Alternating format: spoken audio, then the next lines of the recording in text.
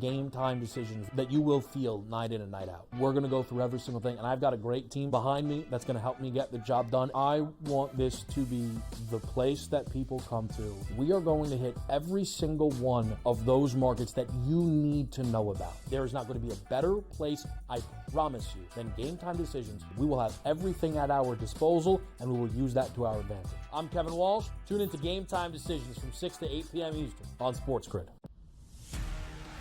You know what? What can one of these quarterbacks or wide receivers do for me this year to make a wager? It's got to be the running conditions there for Jaden Daniels. In regards to Jaden Daniels, you know I was on him in regards to the Heisman Trophy. I actually think he's going to do it on the ground, through the air, 40 touchdowns, 4 interceptions, playing in Cliff Kingsbury's offense where he wants to spread it and throw it. I think he's going to put up dynamic numbers. Pro Football Today, only on SportsGrid. The only streaming sports betting network. Tips, info, and insights to up your IQ.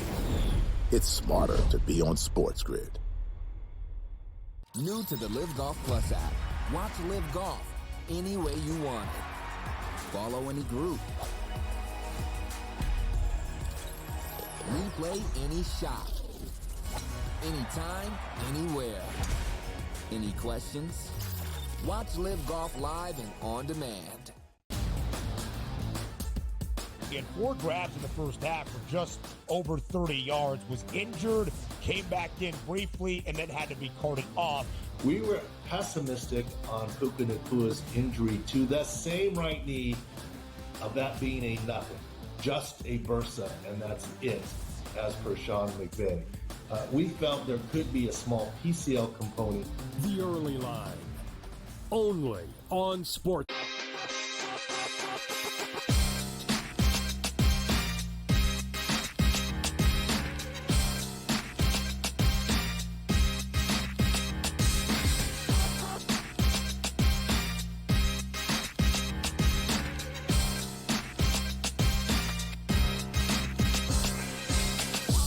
And welcome and a very happy Friday to you. It is Game Time Decisions here on the SportsGrid Network. I'm Joe Raineri. Appreciate you stopping by as we get ready for Week 5 of the college football season. Kicked off last night, in fact, with Army dismantling Temple. But we've got a couple of more games here tonight on the slate that'll give way to what is no doubt going to be an epic weekend in college football. You've got the U tonight on tap here as the University of Miami at home taking on Virginia Tech. And as you can see, that line hovering around 17.5, 18 right now. There is no team that has been more dominant, both offensively and defensively, than the University of Miami, gaining over 600 yards of offense a game, while the defense barely giving up 4 yards a play. They have been a wrecking ball here tonight, but you can tell with that line, it was high as 20 a little bit earlier in the week, but there is some Virginia Tech love in the marketplace. Very disappointing year thus far for Virginia Tech as they sit 2-2 right now. A lot of people thought they could very well be a contender as a dark horse in the ACC championship, but the good news for them, after being upset at home last week by Rutgers, they will have their first ACC game here tonight against the University of Miami. So they are very much in the mix still for the ACC championship. However, they can't lose to the University of Miami if that's going to become a reality. And as a 18-point favorite, I don't think things are looking all that well for Vatech right now. And speaking of Rutgers, they went on the road last week and took down Virginia Tech. And tonight, they're home.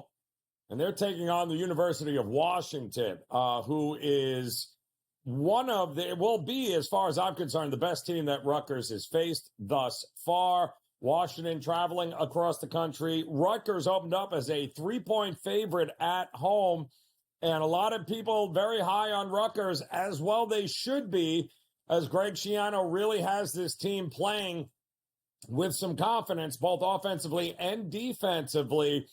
But I don't understand. I do not understand what people think this Washington team is. As far as I'm concerned, Washington has better players on both sides of the ball, including Will Rogers, the former Mississippi State quarterback now, the fifth-year senior, completing nearly 76% of his passes this season. And they got a new coach, a guy that did a pretty good job at resurrecting the Arizona program, the University of Arizona, Jed Fish, who is known to be a pretty good offensive-minded coach, but it's his defense this year that has been over the top, giving up just an average of 10 points a game. And if it wasn't for a last-minute debacle against Washington State in the Apple Cup a couple weeks ago, we'd be talking about a Washington team that is undefeated in this spot. But because of that loss, yeah, you can see where the money is coming right now, and it is coming in on Washington here as they are now just getting a point and a half. I did like Washington all week long here on the network. I still like Washington on the money line. I think they win outright here tonight. So a couple of pretty big college football games on tap tonight. We've got the final weekend of the regular season in Major League Baseball upon us here as teams are trying to solidify their postseason berth. Just a handful of games, really, that matter at this point, with the Minnesota Twins throwing up all over themselves all week long. Couldn't beat the Marlins again last night, stranding 15 runners on base and thus losing in extra innings to the Marlins. 10-8 in just embarrassing fashion there last night, or 8-6. Just embarrassing how bad the Minnesota Twins have been down the stretch. A team in which a month ago was very clearly in the driver's seat for the postseason.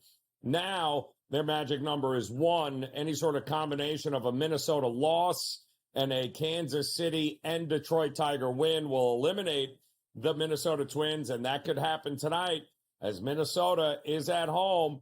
Pablo Lopez on the mound, getting ready to take on the rookie Povich for the Orioles, who really have nothing to play for. Orioles got crushed last night by the Yankees. Yankees went ahead and locked up the American League East. The Yankees are still in a battle with the Cleveland Guardians for that overall number 1 seed and bye. And, of course, the number 1 seed provides the Yankees or the Guardians with home field advantage throughout the playoffs. But a bye is certainly in the future of the Yankees. They have the Pittsburgh Pirates for a final 3-game set in the Bronx here, with Carlos Rodon on the mound for the Yankees tonight, going up against the rookie Jones. And the Yanks would love nothing more than to get that number 1 seed over the Guardians, and they certainly have a path to lock that up here. And they'll get ready, I think, 7 o'clock, right after the 7 o'clock hour. The Yankees and the Pirates at the stadium will get it going. The Guardians, no easy shot there. They're going to have to take on the Astros in that matchup there. Ronaldo Blanco on the mound on the road at Progressive Field, a place that has been pretty good to the Guardians all year long. Guardians find themselves as a slight favorite, and both of these teams really looking to gain some momentum after a rough second half after the All-Star break. The Astros kind of settled down a little bit, cooled off. So did the Guardians, but both will be in the postseason. The Astros, who solidified the West title there, are good to go, but I would expect both of these teams this weekend to make sure they put their best foot forward. And then, of course, we saw the Dodgers last night handle business against the Padres, and they too are in a battle with that number 1 seed in the National League with the Philadelphia Phillies. Dodgers hopped on a plane after celebrating that National League West title last night. They are in Colorado taking on the Rockies with Quantrill on the mound here for the Rockies tonight. And as you can see, Dodgers still pretty much the favorite in the National League, but it would be, if I'm Philadelphia, I want the number 1 seed and I want home field advantage throughout the playoffs. Why? Because they have been a much better team in many instances at home than they were on the road. I would much rather be playing my postseason games at Citizens Bank Park if I'm the Phillies rather than if it comes down to you taking on the Dodgers, let's say, than having the home field advantage flip to the Dodgers. So the Phillies taking on the Nats here. That's coming up a little bit later. This out, Ranger Suarez on the mound. Trevor Williams going for the Nats, who just got swept by the Kansas City Royals, who again are trying to do their thing, solidify and lock in their spot in the postseason. And they can do that again with simply just winning their games and making sure that even if the Minnesota Twins win their final 3 games, it's not going to matter if the Royals win their 3 games. So the Royals are in control of their own destiny, and so is Detroit as the everyone's favorite Tigers team right now. At home as a $2 favorite going up against Crochet and the White Sox. And the White Sox coming off a sweep, trying to avoid having that label of the single worst team ever created in mankind in the history of baseball over 500 years. That is what is at stake for the White Sox. And boy, oh boy, what a series that's going to be here as the Tigers looking to be that one team in the American League, played their best baseball at the end of the season, and can they keep that rolling into the postseason? So that is what is on tap here tonight in Major League Baseball. Joe Madden will stop by. We'll get some of her picks as we get ready. Game Time Decisions continues here on the Grid.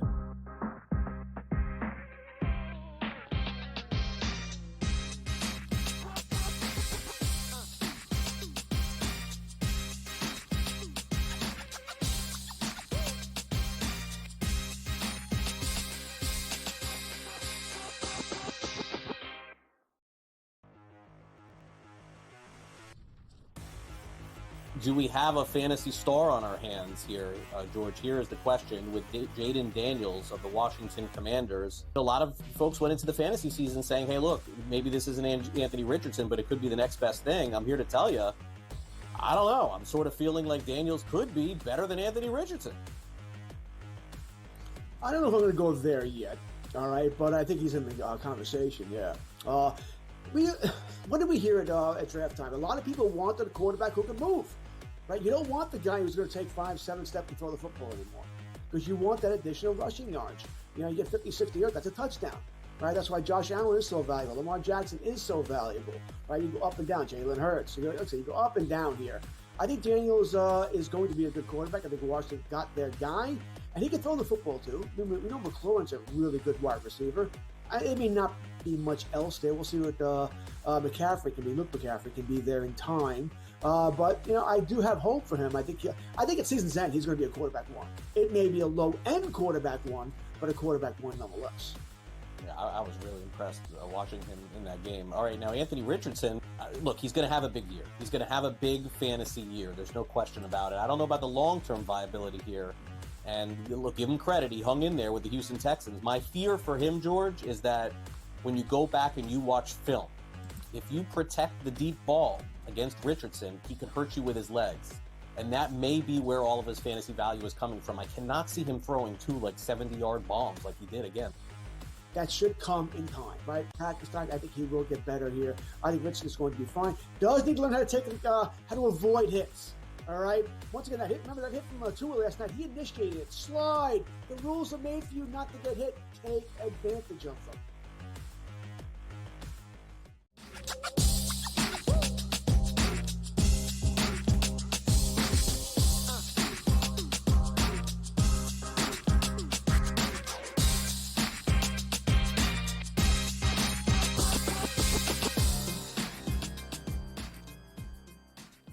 All right, welcome back in Game Time Decisions here on the Sports Grid Network. We certainly appreciate you stopping by. I hope it's been a great week for you.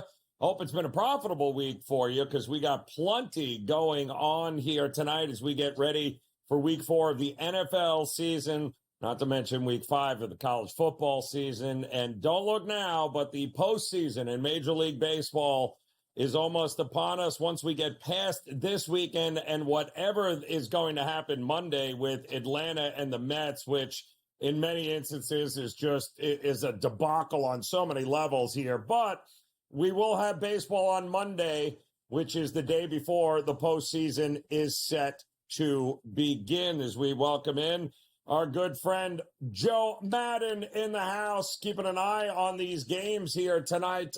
Joe, I mean, there's still some things to be decided. Obviously, Monday, the big questions with the Mets and the Atlanta Braves. But in the meantime, you've got Arizona that is going to try to do their part just to win as many games, all the games they have left here, to make life very difficult for the Atlanta Braves. But Atlanta on the outside looking in right now. The Mets trying to handle their business tonight. But they've got a team that really has, what exactly is Milwaukee playing for? And the answer, Joe, is I don't think a whole heck of a lot. So meanwhile, the Royals are taking on Atlanta, and the Royals still have something to play for here. So which one of these games did you look at first that have a little bit of meaning tonight? Yeah, I looked at so many of them. We know the Detroit Tigers still are fighting for a wild card spot as well. So that was the team that I did circle. I do think they're going to struggle though tonight, Joe, versus Crochet coming out versus the Chicago White Sox. And I think Chicago could get up in the first five. Now, I do think Detroit wins it. Overall, I would look at them straight up on the money line, but it's way too juicy. I think this is a live betting opportunity. This one is kicking off pretty quick here when the Chicago White Sox go up, if they can, as I expect in this first 5 innings, because the Tigers have struggled versus lefties in the last month. Their bats have been pretty cold. So I'm expecting Chicago to hit off of Hanafi here in the first 5 innings, get the first 5 lead, and then for the Detroit Tigers to come back. So I will be betting on the Detroit Tigers once they go down in this one. Pre-game, I'm going in with the Chicago White Sox in the first 5 innings on the money line at plus 130. And then when we're looking at the Kansas City Royals versus the Atlanta Braves, this is a really interesting one. Like you said, it's so much to play for here. I do think the Atlanta Braves in the first 5 innings is another strong way to look at this one. On that run line, laying the half a run. Now, you're going to have to lay the juice at minus 144, but I do think it's worth it here. Both of these teams fighting for so much. I trust Max Fried coming out more than Bradley Singer, though, to start this game. So give me the Atlanta Braves in the first 5 innings, Joe. Like an Atlanta to come out flying with Fried in that one there. And again, it's all going to come down to what happens on Monday with the Mets and company. But the White Sox are doing a hell of a job of trying not to become the single worst team in the history of Major League Baseball ever, Joe. And that is saying something because, you know, the Oakland Athletics are still in Major League Baseball. We do have still something to be decided in the National League as far as the number 1 overall seed. The Phillies tonight, I think it means more to the Phillies to get the number 1 seed locked up than it does to the Dodgers. And they have obviously a very winnable game against Washington, who just got swept by the Royals. They are on the road. Do you like the Phillies here tonight? You've got to look at the Phillies here versus the Washington Nationals. The Nationals have lost 9 of their last 10 games. While I do think Williams could be sneaky in this game, Williams is 2-0 in his 4 home starts on the season, and that home ERA is a 1.69 there for the Washington Nationals. But I do trust in Suarez. You look at Suarez versus the Washington Nationals in his career, 7-1 with a 3.64. I think at the end of the day, the Phillies will win this and cover that run line. I'm going to lay 1.5 here with them at minus 110, but I do think this is a game where the Washington Nationals could make them sweat a little bit in this one, Joe. But the Phillies have dominated the Nationals, so I do think when everything shakes out at the end of the day, they will cover that. They've won 8 of the last 10 and covered 6 of those last 8 wins. So Phillies there still battling for that number 1 spot. The Yankees also battling for that number 1 spot in the American League with the Guardians. The Yankees could still be hung over here, Joe. That's the only problem we have here, don't we? But they are at home. They are taking on the Pirates here. And you tell me whether or not you think the Yankees are sober enough at this point to be able to win this game. I don't know. Can they play a little bit hungover here? They might be able to. And I do think versus the Pirates and Jones, they have the opportunity to get those runs on the board. You look at Jones coming in here for the Pittsburgh Pirates. His overall numbers are decent. He's got a 4.14 ERA, but you look at him on the road, Joe, and that's where he absolutely struggles. 2-5 with an ERA of 5.96.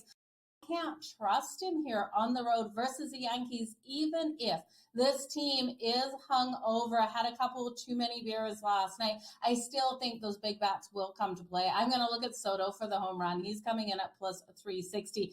And this game to go over that total. I think this total is just way too low because I do think Carlos Rodon, we've seen in some games him allow those runs. He's got a career ERA versus the Pirates of a 3.99. So I do think the Pirates will help us get over this 7.5. One player I did circle from the Pirates to get a home run. It's a huge long shot here, Joe. But at plus 690, or no, plus 630, I like it. It's Connor Joe. I think Connor Joe could get a home run today. Oh, I like it. All right, so the team the Yankees are battling are the Guardians here. They're, a game behind the Yankees. They take on the Astros. What do you think of that one? Oh, this is going to be a tight pitching duel from the very start of this game. I'm expecting this one to stay under. That total of 4.5 in the first 5 innings, that's coming in at minus 125.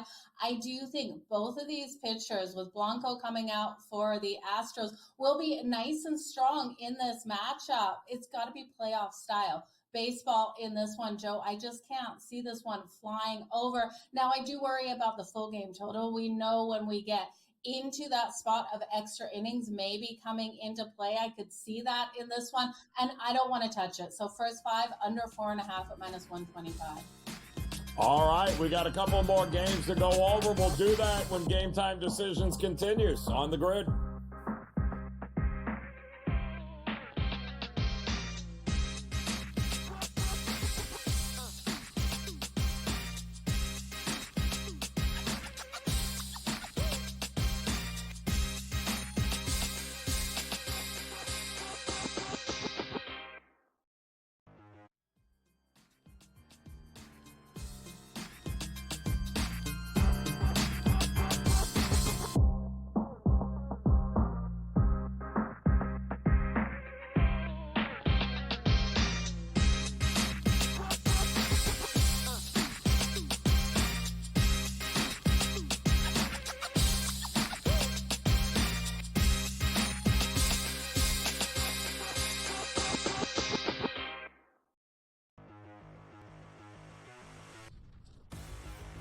Do we have a fantasy star on our hands here, George? Here is the question with Jaden Daniels of the Washington Commanders. A lot of folks went into the fantasy season saying, hey, look, maybe this isn't Anthony Richardson, but it could be the next best thing. I'm here to tell you, I don't know. I'm sort of feeling like Daniels could be better than Anthony Richardson. I don't know if I'm going to go there yet, all right, but I think he's in the conversation, yeah. What did we hear at draft time? A lot of people wanted a quarterback who could move. Right? You don't want the guy who's going to take 5-7 steps and throw the football anymore because you want that additional rushing yards. You know, you get 50, 60 yards, that's a touchdown. Right? That's why Josh Allen is so valuable. Lamar Jackson is so valuable. Right? You go up and down. Jalen Hurts. You go up and down here. I think Daniels is going to be a good quarterback. I think Washington got their guy, and he can throw the football too. We know McLaurin's a really good wide receiver. It may not be much else there. We'll see what McCaffrey can be. Luke McCaffrey can be there in time. But, you know, I do have hope for him. I think at season's end, he's going to be a quarterback one. It may be a low-end quarterback one, but a quarterback one nonetheless. Yeah, I was really impressed watching him in that game. All right, now Anthony Richardson, look, he's going to have a big year. He's going to have a big fantasy year. There's no question about it. I don't know about the long-term viability here. And look, give him credit. He hung in there with the Houston Texans. My fear for him, George, is that when you go back and you watch...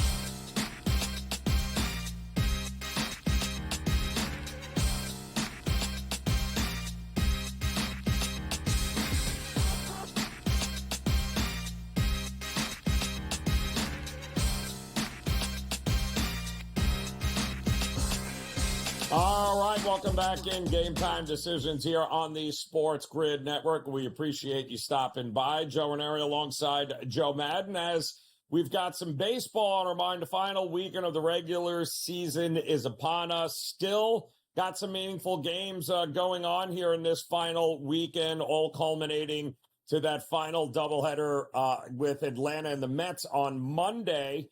that had to be rescheduled because of the hurricane. But tonight, we still got a couple of other games, Joe, that you've looked at and that you like.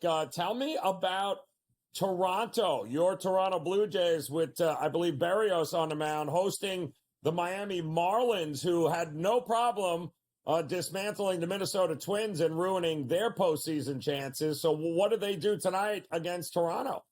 Well, they love to play spoiler, right, Joe? But there's no spoiler to be played here versus the Toronto Blue Jays. And I do think Berrios coming out here for Toronto has been strong at home on the season. We know those home numbers, 2.69 ERA at home, 10-2. But you look at him over his last 3 games, and that's where I've been so impressed by him. He's been straight fire. 2-1 with a 1.42 ERA. I'm really expecting him to limit the bats here of Miami. Like I said, Miami's not in that role where they're going to wreck anyone's dreams. So they're just coming out here to, finish off these last couple games of the season. I think they struggle to get those runs on the board. I'm going to take the Miami Marlins under 3.5 runs. It's Juicy Joe at -142. And you could look at taking the whole game under. The under is sitting at 8.5 at -124. But what worries me here is we've seen such a lack of offense out of Toronto that at one point, this team has the bats that can hit, and I'm just afraid that they could push this one to the over. I could see it being 3 runs here for the Miami Marlins and 5 for the Toronto Blue Jays, which would push us over that total, so I don't want to be there. Can't blame that at all here. I know the Red Sox final series here at Fenway Park for the season didn't quite work out the way they had hoped, but Pivetta taking on Taj Bradley. Tampa, I don't know, can Tampa score enough runs, even be competitive in this one? How are you looking at it? Yeah, I looked at this one and I thought Tampa should be able to get the win, but I think actually this would be a high-scoring game if they did get the win, because I do, even though the Boston Red Sox have been striking out a lot, think they'll be able to hit off of Tash Bradley here. I know that their strikeout rate versus righties has been so high, Joe, but I just think in this one, their team total of 4.5 is screaming at me. You're getting plus money to the over 4.5. It's coming in at plus 120. I expect 5 runs out of them. Now, can the Tampa Bay Rays come in here and hit Nick Pivetta? They absolutely could. So I'm going to stay off aside in this one. I'm just going to look at the Boston Red Sox because either way, win or lose, I expect them to get 5 runs in this one. Bradley's just been weak versus lefties, and we know this lineup is stacked with lefties out there. So give me the Boston Red Sox over 4.5 runs. And what about the Minnesota Twins, who have done such an amazing job of basically choking like we've never seen here? They do still mathematically alive. They need a lot of help here, but it would help if they start by beating the Orioles tonight, but I'm not so sure. What do you think we're going to get? No, the only help they're getting here is to help pack their bags, Joe, for the playoffs. Yes. Because they're not going there, right? They're not getting to the playoffs. The Baltimore Orioles are going to try to crush all of their hopes in this one. I think Gunnar Henderson comes out and has a strong day. He's already hit nicely off of Lopez on the season. You can get Gunnar Henderson for that home run at plus 450. And then the Baltimore Orioles, I'm going to take them straight up on the money line. I just don't trust the Minnesota Twins to be able to come out here and hit Povich in this game. They've had their struggles over the last month, and I just don't think they have enough down the stretch here to get things done. So I'm fading them. It's the Orioles for me. Yeah, Gunnar with a home run. I'm with you. At that price, why not take advantage of it while you can here? And it's going to be an interesting weekend, Joe, just simply because we still have the top seeds available for the Yankees, Guardians, Phillies, and Dodgers. The Monday Mets series should be real interesting to see what that even means, depending on what happens with the Arizona Diamondbacks this weekend. So a lot still to be determined, but we've got we're just getting ready. I mean, you say goodbye to the regular season, Joe, Major League Baseball, and we welcome in the postseason. This time next week, we'll be fully engulfed in who's going to win the World Series, who's going to win the pennant. We look forward to it, Joe. We'll talk to you again then. Game Time Decisions continues after this.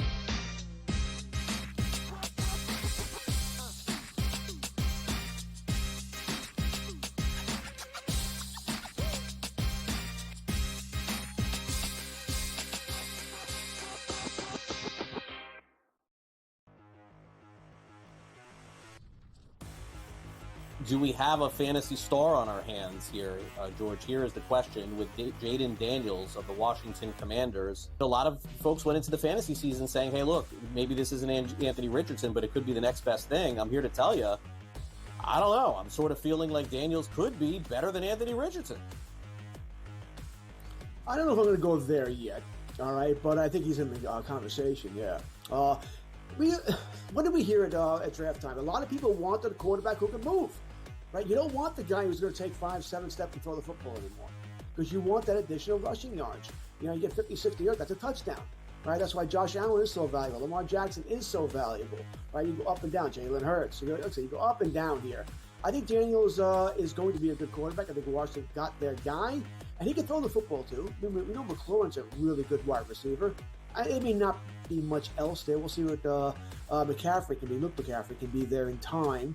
But, you know, I do have hope for him. I think at season's end, he's going to be a quarterback one. It may be a low-end quarterback one, but a quarterback one nonetheless. Yeah, I was really impressed watching him in that game. All right, now Anthony Richardson, look, he's going to have a big year. He's going to have a big fantasy year. There's no question about it. I don't know about the long-term viability here. And look, give him credit. He hung in there with the Houston Texans. My fear for him, George, is that when you go back and you watch film, if you protect the deep ball against Richardson, he can hurt you with his legs. And that may be where all of his fantasy value is coming from. I cannot see him throwing 2 70-yard bombs like he did again. That should come in time, right? Practice time, I think he will get better here. I think Richardson's going to be fine. Does need to learn how to avoid hits. All right. Once again, that hit. Remember that hit from Tua last night? He initiated it. Slide. The rules are made for you not to get hit. Take advantage of them.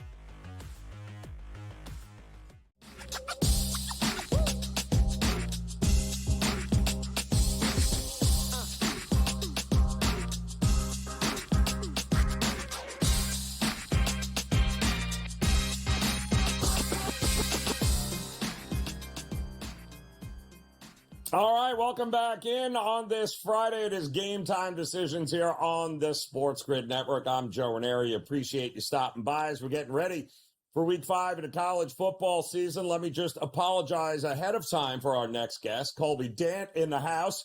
Don't know, he was just breaking down Holy Cross and their actual women's softball team coming up this year. So we're going to shelve that for the time being, Colby, and we're going to focus on a real team, and that being the University of Miami, my friend. It's always a pleasure to see you because the U, I don't know if you've heard, the U is back, which seems to be, I think we have T-shirts, you and I, that pretty much say that, and that never gets old this time of year because they're always back. But no, legit, it does feel like the U is back. There's something that feels different about this team with Cristobal and how they're dismantling opponents. Vatek was overrated to begin with. Is Vatek going to hang around this game here tonight, or does Miami do what they've been doing and basically steamroll everyone? Yeah, I think it's more of that. Now, obviously, it's Cristobal. Historically, you know, you look at it being a 17, 18-point favorite, you go, oh, I don't know. But Virginia Tech is just, they just don't look good to me. I watched that Rutgers game twice, and they don't have anybody good on the offensive side of the ball to me that can really make plays. So I do think Miami's the play here because they just don't have difference makers right now with the Hokies. And the Hokies' run defense has been terrible. When you look at Mario Cristobal is really loaded up on the O-line. They got a couple backs that have been, Martinez was the big one they brought in from Oregon State, but some of those other backups are doing really well as well. So I think they're gonna cover the 17.5. I listen, they are going scorched earth, over 600 yards a game. Good luck, Vatek, who, by the way, that defense spent the entire time on the field against Rutgers. They couldn't get off the field against Rutgers. It was kind of crazy. So we'll see how that goes tonight. Speaking of Rutgers, they are at home taking on Washington, the newly minted Big Ten Washington Huskies here, who Listen, full disclosure, I was screaming Washington +3 earlier in the week, and unfortunately, apparently they listened because now it's down to 1.5 here. I just think not enough has been made about what he's doing at Washington and how good this team really is on both sides of the ball. What do you think happens here in Piscataway tonight? Yeah, I'm on the other side, man. I think Washington, they lost to Washington State in the Apple Cup. Now, Fish does have them ahead of where I thought they would be, to your point. But I still, first off, this is their first time playing. They have a short week, and they have a Friday night game in New Jersey. Do they even know where Piscataway is? So I think just that alone is hilarious. But then the fact that, both these defenses, both run defenses actually have struggled. But I just think Friday night, you got Rutgers. They're undefeated. I mean, how many times can you say that by this point in the season? Probably since the last time Shiano had that magical run with Brian Leonard. But Kalamanakis, the Greek rifle they call him at the quarterback spot, is playing good football for them. The run game and the fact that they're just more of a veteran team. I look at Washington; they have all these new pieces. I just think in a big game like this, nationally televised, I'm going to take the team with the continuity at home on a short week that didn't have to travel across the country. You have not lived until you have hung out on Route 9 in Piscataway. Let me tell you, there in Rutgers, you will hurry up and get back to the airport. That is for sure. All right, so let's go from one team that might have problem scoring to another team that has no problem scoring, in Ole Miss, taking on Kentucky this week. Boy, talk about scorched earth. Is Kentucky got enough to stop and slow this team down here? They did a pretty good job against Georgia. I think they can, and I mean mainly because Ole Miss has played nobody. Like I don't know what to. I mean, I guess Wake Forest is their best win, but Wake Forest has not looked very good this year. Kentucky, I do worry about the offensive side of the ball, but I do think Stoops will be able to have a game plan around the defensive side of the ball and be able to really, give Ole Miss the most challenges they've seen all year. So this many points. Last time they played 2 years ago in Oxford, believe it or not, was a 3-point game. Will Levis fumbled late when they were in scoring position because Kentucky might have won that thing. I know Ole Miss has since gone out, brought in a bunch of guys via the portal, and perhaps Kentucky's not as good offensively as that Levis team, but I still think it's too many points. Give me the Wildcats on the road there. Yeah, it's a ton of points. In fact, what about this game here? It's a kind of off the beaten path, but I didn't understand the number, and maybe you can help me understand. I didn't understand how Texas State was laying single digits against Sam Houston State. By the way, both teams in Texas, in case people didn't understand that. But now I'm starting to see 10.5 popping up, so it does look like there is some Texas State money coming in here, and I agree with it. Do you? No, I'm on Sam Houston. You like the other way? Yeah, first off, this is an old school rivalry. They played in the FCS ranks for a long time. Now it's a neutral site game because Sam Houston has to meet some quotas, so they're playing at that Houston Texans Stadium, NRG. But Sam Houston flying under the radar. I think a lot of people thought coming into the season in the Conference USA, it was Liberty's to lose, and if anyone would come up and contend, it would be Jacksonville State and Rich Rodriguez. I would say Sam Houston State has been that team. They hit as a double-digit dog for me against the Rice Owls. They've just looked really good. They hit for me against Hawaii. The defense is what, to me, is selling this team. And when I think about Texas State coming in, yes, Texas State, G.J. Kinney's got this program really, ignited. There's talk they might be in the Mountain West by this time next week. So I still think, though, a rivalry game, you're getting points, and the clear better defense is the dog. Give me Sam Houston State there. Whew, you like that win over Hawaii got you going, does it? We got it on there at Sam Houston. I think they could win the game outright. I think they could win the game outright too. Listen, in rivalry games, throw it all out the window. None of it makes a damn bit of difference. But Rice, Hawaii, and New Mexico State has got Sam Houston 3-0 right now. And the market going the other way, but heck, grab it now. 10.5 is available with Sam Houston. What about the other game? You know it's bad when a head coach threatens to retire and step down to make the team better. That usually means, Colby, the team is not going to be any better. North Carolina, Mac Brown, bless his heart. But good Lord, Mac, you stepping down is not going to help this team tackle anybody here. What do you think against Duke? I think it's a great rebound spot for Carolina. Duke is 4-0, and let me tell you, I cashed in on Duke last week against Middle Tennessee because I think Middle Tennessee is the bottom 5 team. But I don't know how good Duke really is. When you watch them, I mean, they probably should have lost to Northwestern when they played up there, like on that lakeside makeshift stadium. But I tend to think Carolina just far more talented as long as they can bounce back from that. And if I'm Mac Brown, I'm telling my team, yeah, we gave up 70 to JMU, but that's irrelevant. This is a 12-team playoff. We have yet to play an ACC game.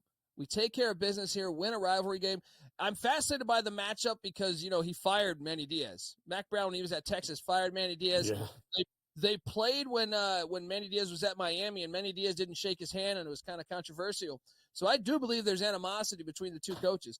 I think Mac gets up for this one. I think Carolina's a talented team. I think the Tar Heels win it outright. It also feels to me like, how are we getting over that number? North Carolina is going to be better defensively, and we know Duke is going to play. It just feels like a big number for those two teams here, a little bit overinflated, but I'm kind of with you. I think Mac Brown bounces back here. All right, final game, Bama, Georgia. I've heard it for both. Who you picking? I'm on the Dogs. I think they're all the different. Saban's gone. Kirby Smart can finally get over the hump and win in Tuscaloosa. And the real story is I think they put the kibosh on Jalen Milroe. And by the way, they can't stop the run, Bama, which might be a bit of a problem in this game here. But I'm with you. Take all those Alabama's own Georgia. That's all out the window the minute Saban walked out of the building, Colby. I am with you. All right, hope you're dead wrong on Rutgers, my man, but it's still a pleasure to see you. Game Time Decisions will be back.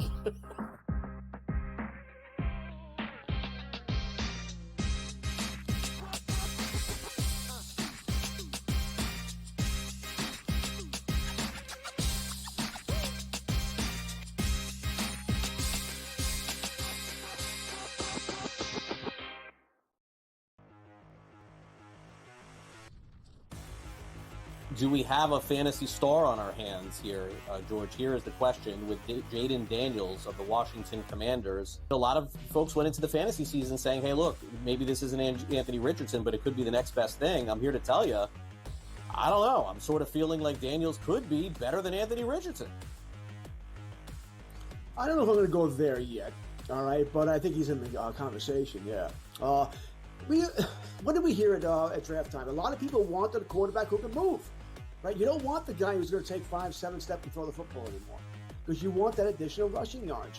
You get 50, 60 yards, that's a touchdown. Right? That's why Josh Allen is so valuable. Lamar Jackson is so valuable. Right? You go up and down. Jalen Hurts. You go up and down here. I think Daniels is going to be a good quarterback. I think Washington got their guy, and he can throw the football too. We know McLaurin's a really good wide receiver. It may not be much else there. We'll see what McCaffrey can be. Luke McCaffrey can be there in time. But I do have hope for him. I think at season's end, he's going to be a quarterback one. It may be a low-end quarterback one, but a quarterback one nonetheless. Yeah, I was really impressed watching him in that game. All right, now Anthony Richardson, look, he's going to have a big year. He's going to have a big fantasy year. There's no question about it. I don't know about the long-term viability here. And look, give him credit. He hung in there with the Houston Texans. My fear for him, George, is that when you go back and you watch film, if you protect the deep ball against Richardson, he could hurt you with his legs. And that may be where all of his fantasy value is coming from. I cannot see him throwing 2 70-yard bombs like he did again. That should come in time, right? Practice time. I think he will get better here. I think Richardson's going to be fine. Does need to learn how to avoid hits. All right. Once again, remember that hit from Tua last night? He initiated it. Slide. The rules are made for you not to get hit. Take advantage of them.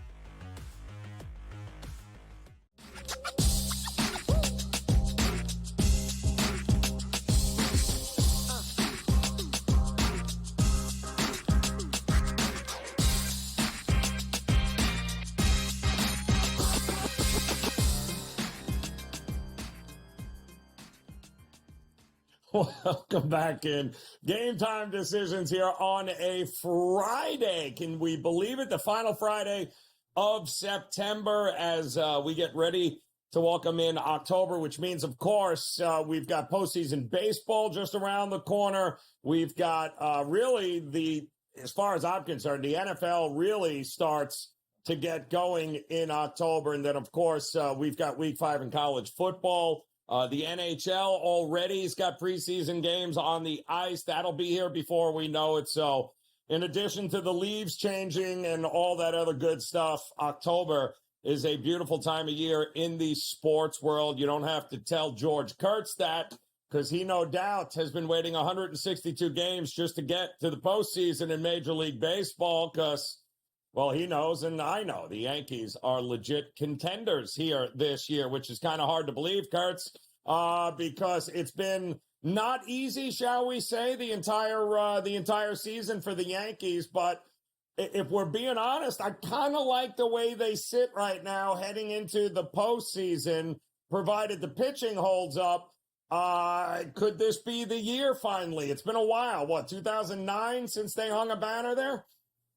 2009, and really, could we say the same thing about every team in the American League, though, Joe? I mean, there's no standout team. Baltimore has a lot of issues with pitching, but if their hitting comes around and Corbin Burns pitches great, they can do some damage. We're probably not giving enough love to the Cleveland Guardians, because they've pretty much had everything clinched for a while here. But that bullpen is locked down. They get a good 5-6 innings out of those starters there. They could do some damage there. Detroit's the hot team. Kansas City probably not. And as much as I think the team that's still the problem is the Houston Astros. I just do. They know how to win here. Now, we don't know about Yordan Alvarez, right? He's sprained his knee, hasn't played since earlier this week. That's a huge. If he can't go, that would be a huge loss. Although by the time they're going to have to play again, it's another I assume they're going to have the third seed, so they're going to need to play Tuesday or Wednesday. I think he'll be good to go. I just don't know if he'll be at full strength, and I don't know if he'll play the outfield. If we're being honest here, do we expect what we've gotten over the last couple of years, where these teams that get red hot at the end of the season and just, roll that into the postseason, and next thing you know, like last year, it's like, oh, look at this, the Arizona Diamondbacks are the National League pennant winners here. Is there one of those teams, or is this the year where the chalk finally prevails, you think?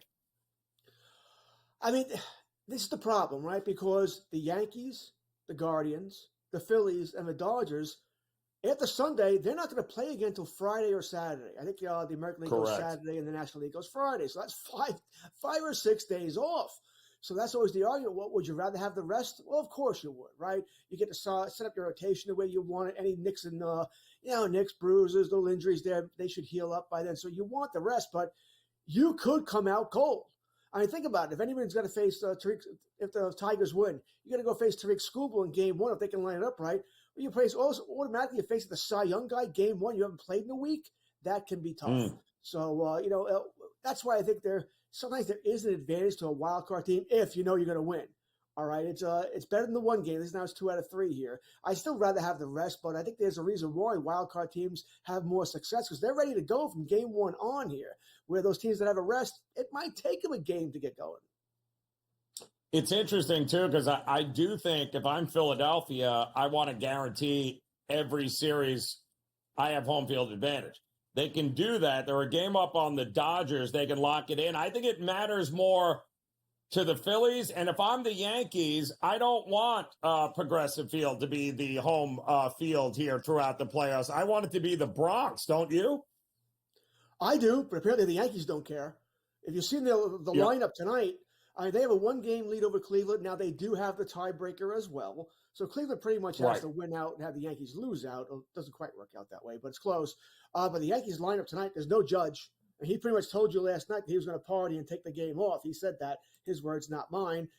So no Judge in the lineup tonight. No Wells in the lineup tonight. I mean, Grisham's playing. Trevino's playing. Cabrera's playing. Apparently the Yankees don't give a damn. No Stanton in the lineup either, by the way. So they must not think it's as important. I think that's silly because I agree with you. You don't want to play in Cleveland. But the Yankees may be thinking the only really bugaboo for the Yankees outside of Tampa Bay, and they're not going, would be Houston. And they already have them beat. Yeah, well, they do there. But let's be honest, Stanton probably hurt himself partying last night, so he's probably lost anyway.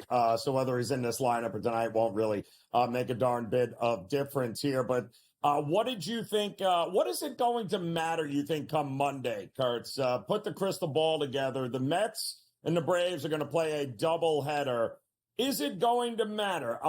Is Arizona going to be able to finish strong and possibly make it so it doesn't matter all that much? Or are the Mets going to throw up all over themselves? What do you think happens come Monday? Is it going to be for all the marbles?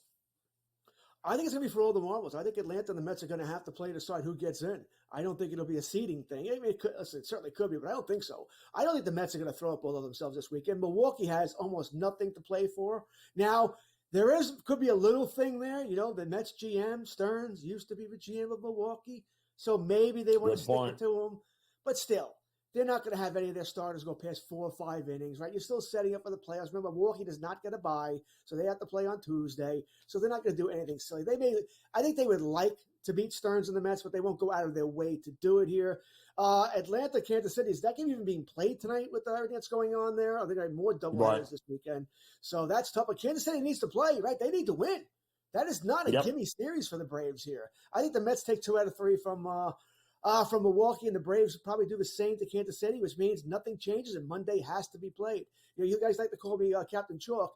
Gabe also calls me Captain Chaos because I love this. Let them play a doubleheader on Monday. We get that running right into Monday Night Football. That's a joy. So why are the Mets only a minus 110 favorite tonight? Does that not seem like a gift, Kurtz, or what am I missing here? I'm on the Mets. I think it is a gift. I mean, come on, people. Montas versus Manea. And like you said, not a whole lot to account. We're not going to get the bullpen.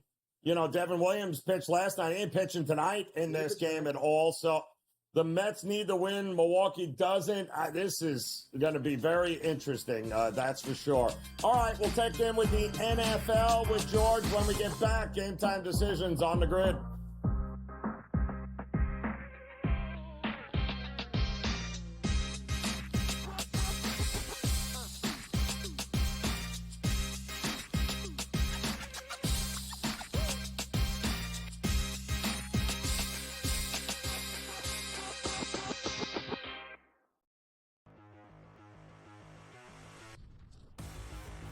Do we have a fantasy star on our hands here, George? Here is the question with Jaden Daniels of the Washington Commanders. A lot of folks went into the fantasy season saying, hey, look, maybe this isn't Anthony Richardson, but it could be the next best thing. I'm here to tell you, I don't know. I'm sort of feeling like Daniels could be better than Anthony Richardson. I don't know if I'm going to go there yet, all right? But I think he's in the conversation, yeah. What did we hear at draft time? A lot of people wanted a quarterback who can move. Right? You don't want the guy who's going to take 5-7 steps to throw the football anymore because you want that additional rushing yards. You know, you get 50, 60 yards, that's a touchdown. Right? That's why Josh Allen is so valuable. Lamar Jackson is so valuable. Right? You go up and down. Jalen Hurts. You go up and down here. I think Daniels is going to be a good quarterback. I think Washington got their guy, and he can throw the football too. We know McLaurin's a really good wide receiver. It may not be much else there. We'll see what McCaffrey can be. Luke McCaffrey can be there in time. But, you know, I do have hope for him. I think at season's end, he's going to be a quarterback one. It may be a low-end quarterback one, but a quarterback one nonetheless. Yeah, I was really impressed watching him in that game. All right, now Anthony Richardson, look, he's going to have a big year. He's going to have a big fantasy year. There's no question about it. I don't know about the long-term viability here. And look, give him credit. He hung in there with the Houston Texans. My fear for him, George, is that when you go back and you watch film, if you protect the deep ball against Richardson, he can hurt you with his legs. And that may be where all of his fantasy value is coming from. I cannot see him throwing 2 70-yard bombs like he did again. That should come in time, right? Practice time, I think he will get better here. I think Richardson's going to be fine. Does need to learn how to avoid hits. All right. Once again, remember that hit from Tua last night? He initiated it. Slide. The rules are made for you not to get hit. Take advantage of them.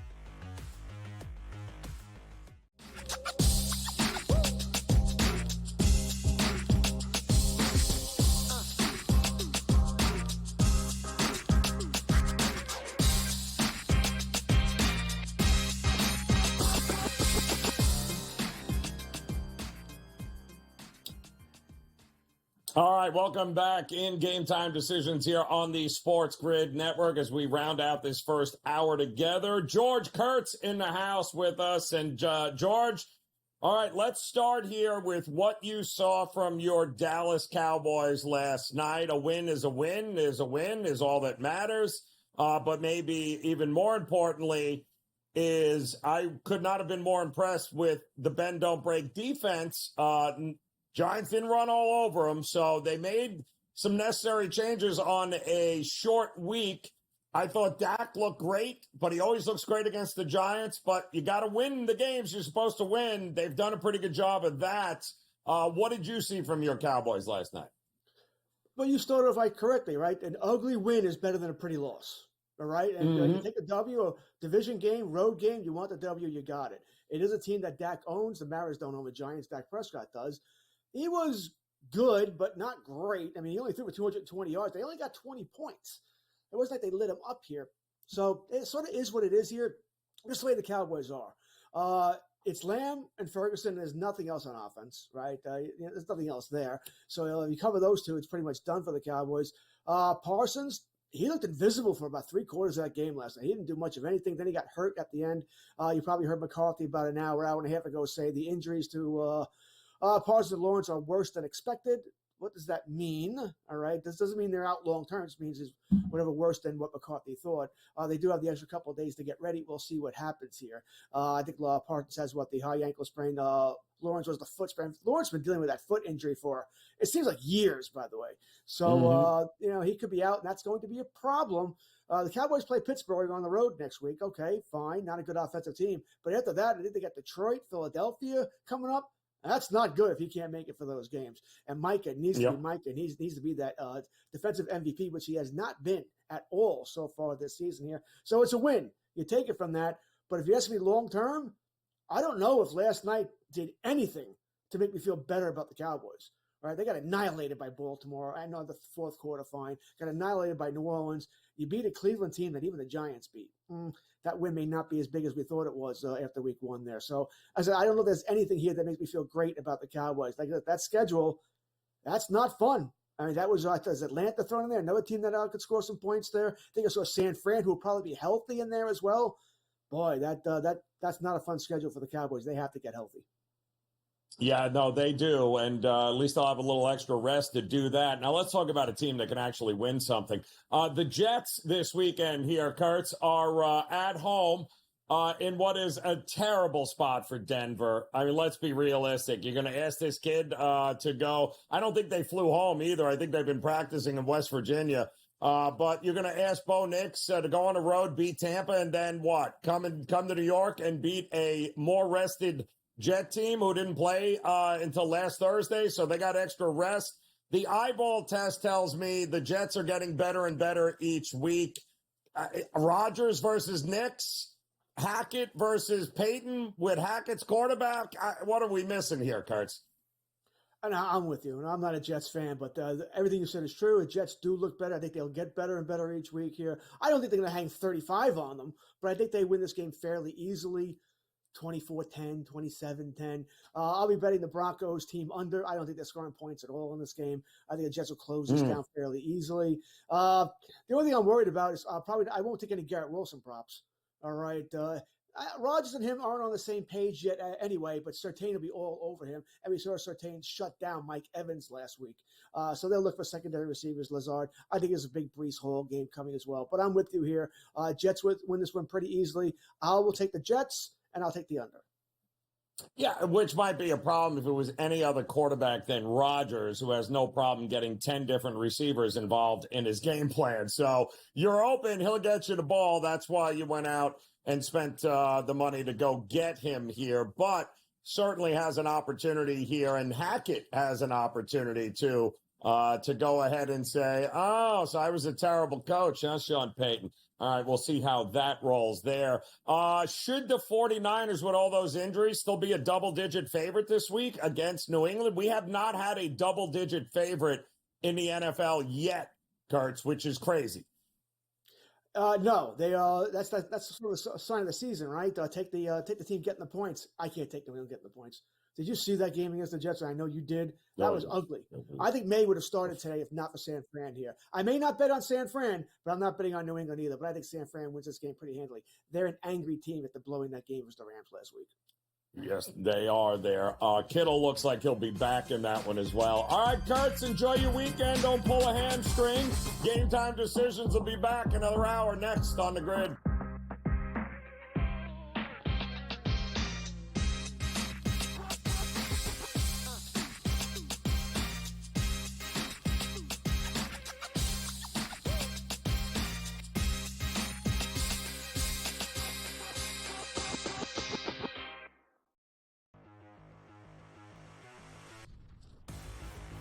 Do we have a fantasy star on our hands here, George? Here is the question with Jaden Daniels of the Washington Commanders. A lot of folks went into the fantasy season saying, hey, look, maybe this isn't Anthony Richardson, but it could be the next best thing. I'm here to tell you, I don't know. I'm sort of feeling like Daniels could be better than Anthony Richardson. I don't know if I'm going to go there yet, all right, but I think he's in the conversation, yeah. What did we hear at draft time? A lot of people wanted a quarterback who could move. Right? You don't want the guy who's going to take 5-7 steps to throw the football anymore because you want that additional rushing yards. You get 50, 60 yards, that's a touchdown. Right? That's why Josh Allen is so valuable. Lamar Jackson is so valuable. Right? You go up and down. Jalen Hurts. You go up and down here. I think Daniels is going to be a good quarterback. I think Washington got their guy, and he can throw the football too. We know McLaurin's a really good wide receiver. It may not be much else there. We'll see what McCaffrey can be. Luke McCaffrey can be there in time. But I do have hope for him. I think at season's end he's going to be a quarterback one. It may be a low-end quarterback one, but a quarterback one nonetheless. Yeah, I was really impressed watching him in that game. All right, now Anthony Richardson, look, he's going to have a big year. He's going to have a big fantasy year. There's no question about it. I don't know about the long-term viability here. And look, give him credit. He hung in there with the Houston Texans. My fear for him, George, is that when you go back and you watch film, if you protect the deep ball against Richardson, he can hurt you with his legs. And that may be where all of his fantasy value is coming from. I cannot see him throwing 2 70-yard bombs like he did again. That should come in time, right? Practice time, I think he will get better here. I think Richardson's going to be fine. Does need to learn how to avoid hits. All right. Once again, that hit. Remember that hit from Tua last night? He initiated it. Slide. The rules are made for you not to get hit. Take advantage of them.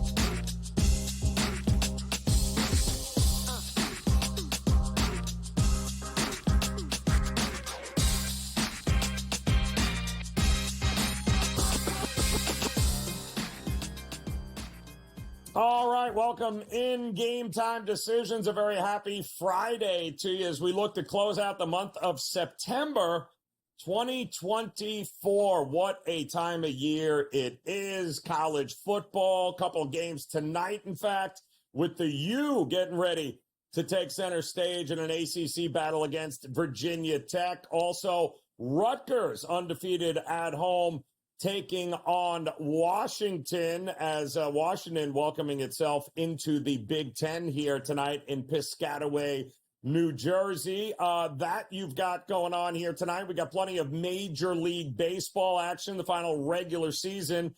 The games are happening here. Of course, Monday we'll have a doubleheader in place with the Mets and Braves for all the marbles, it looks like. Who will make the postseason, who won't.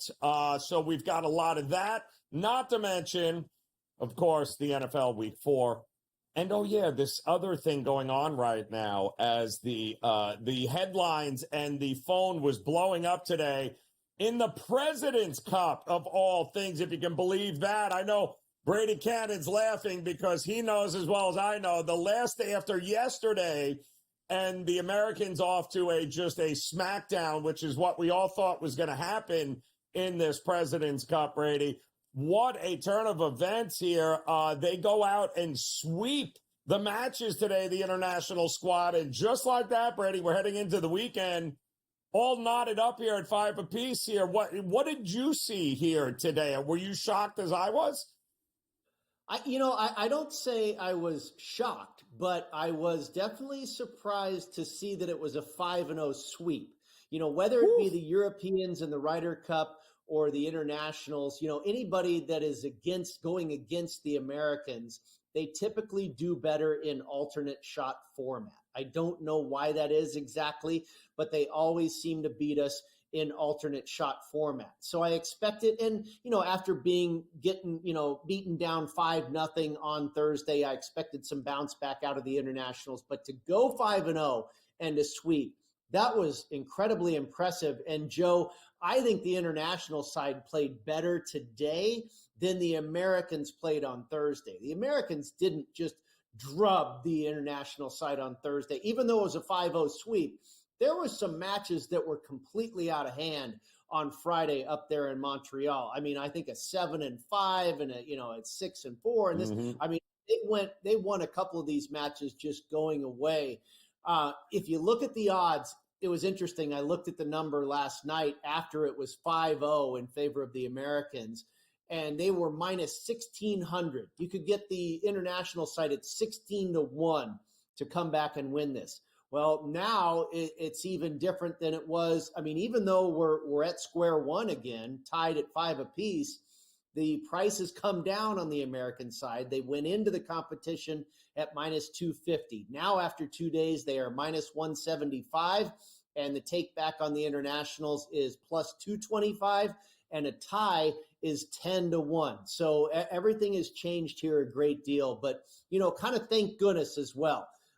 Because now it looks apparently like we've got a competition on our hands for the next couple days.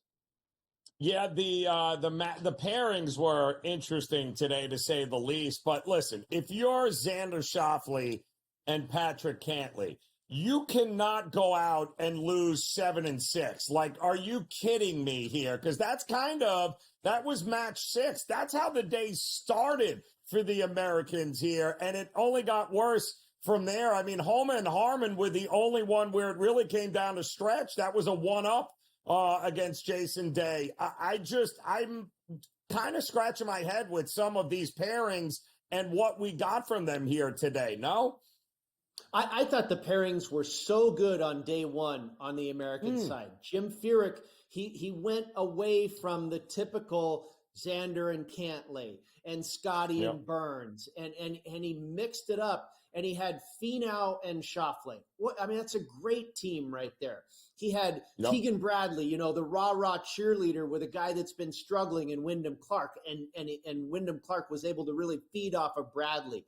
And they did really well. And then Sam Burns was paired with, I can't remember exactly who it was now, but they had success. Somebody other than his buddy, Scotty. He didn't just pair the buddies together like we always see. Schauffele and Cantlay are good friends. Scotty and Burns are good friends.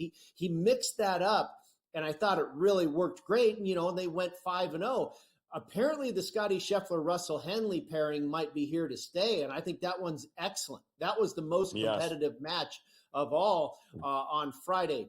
The Brian Harman-Max Homa pairing, they had some success together at the Ryder Cup, but Homa's been so bad, really, for the last few months, and Harman just hasn't really. I think if you're going to pair somebody with Harman, it has to be somebody that's electric and really can get him going. And we know Harman is a pretty reserved guy. We know he's very competitive and he's a grinder, but I think he maybe needs some more enthusiasm, a bigger personality possibly to get Max, fired up, because his game is just been in the dumps for a long time now. So, going back to the old pairings that we typically see, maybe that led to some of the, the bad signs for the Americans today. But on the other hand, the internationals were on one too. Yeah, well, now they made a lot of great shots, a lot of big putts across the board. So here we go, heading into Saturday. I think we've got 4-ball in the morning, foursomes in the afternoon here. What do you think we're going to get tomorrow? What should we be looking for? Yeah, you're exactly right. So it'll be 4 matches in the morning, best ball. Each player is going to play their own ball, and you just take the low score of the 2. That's typically where the Americans thrive. That's where they went 5-0 on Thursday. And it'll be just 4 matches instead of 5. And then you have 4 alternate shot matches in the afternoon. So a little bit of both on Saturday, not 5 matches, but pared down to 4. And I think when you look at the stats, and you mentioned it there, the putting for the international side on Friday was out of this world. They gained over 8 strokes on the Americans with the putter on Friday. The Americans on Thursday gained over 4 strokes. So twice as good, basically, putting were the internationals on Friday than the Americans were. And when you take such a leap like that, that is bound to regress and come back. And then you also look at the international side on Friday. They lost strokes off the tee and on approach. The Americans gained on the internationals off the tee and on approach. So that's a really good sign for the Americans. If they were hitting the tee ball really well and hitting the irons really well and the putts just didn't happen to fall, look out. Because if the putts happen to fall, you know putting is volatile. You know, it's fickle. It goes one way one day and one day the other day. So you would expect with the internationals being so hot with the putter on Friday that they would come back down to earth a little bit. And you'd also expect that the Americans would find the putting stroke a little bit more on Saturday like they had going on Thursday. So, you know, it'll probably be similar, Joe, where we see the Americans, you know, get the edge in the best ball, and we see the internationals come back in the afternoon and have a little edge in the alternate shot.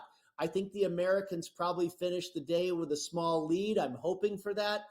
The Americans typically thrive in singles matches. When it's all said and done, you know the bet I have. I'm hoping for the USA to win by 4 to 6 shots. And it looks like it's set up pretty well for a conclusion of that nature at this point. Yeah, listen, I do think it favors us maybe for the internationals to have another good day tomorrow, so then we can come in on Sunday in those singles matches and expect the Americans to do what they should do, which is pretty much dominate that. But we'll get better numbers, I think, if the internationals show up again tomorrow and at least make it competitive. Might give us a better shot to make some money on Sunday at some reasonable prices here. But don't go anywhere, Brady. We got NFL to talk about as Week 4 is here. Game Time Decisions continues here on the Grid.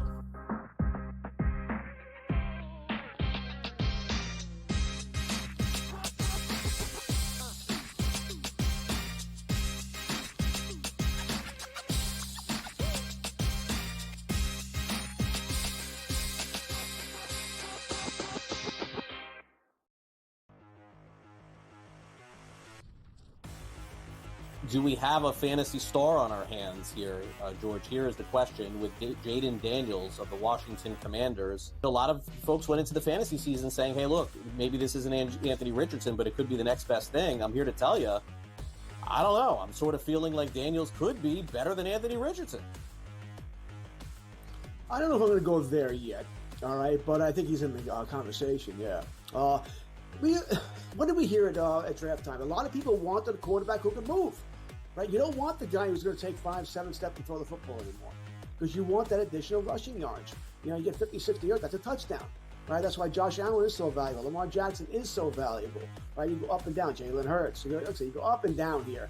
I think Daniels is going to be a good quarterback. I think Washington got their guy, and he can throw the football too. We know McLaurin's a really good wide receiver.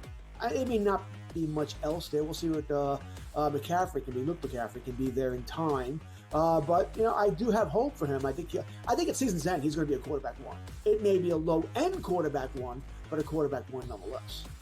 Yeah, I was really impressed watching him in that game. All right, now Anthony Richardson, look, he's going to have a big year. He's going to have a big fantasy year. There's no question about it. I don't know about the long-term viability here. And look, give him credit. He hung in there with the Houston Texans. My fear for him, George, is that when you go back and you watch film, if you protect the deep ball against Richardson, he can hurt you with his legs. And that may be where all of his fantasy value is coming from. I cannot see him throwing 2 70-yard bombs like he did again. That should come in time, right? Practice time. I think he will get better here. I think Richardson is going to be fine. Does need to learn how to avoid hits. All right. Once again, remember that hit from Tua last night? He initiated it. Slide. The rules are made for you not to get hit. Take advantage of them.